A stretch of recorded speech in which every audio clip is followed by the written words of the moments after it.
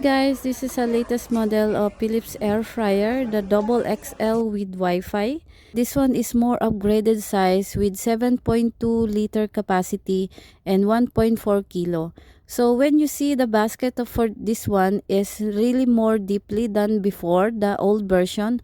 So this is the upgraded version for the from the HD9270. And also in this model, they added also the accessories, the baking tray, unlike the old one. And also they upgrade also the design look for this one, and also for the digital panel or digital display. Now on the screen, you can select directly the menu that you want to cook, unlike the old one.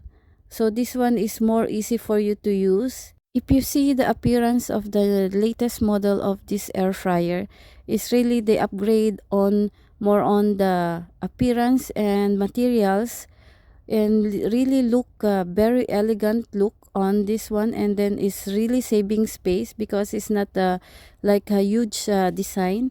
And if you see this one, the inside, the coil is still the same as before. It's really more bigger, and inside is also stainless steel, so more easy for you to clean.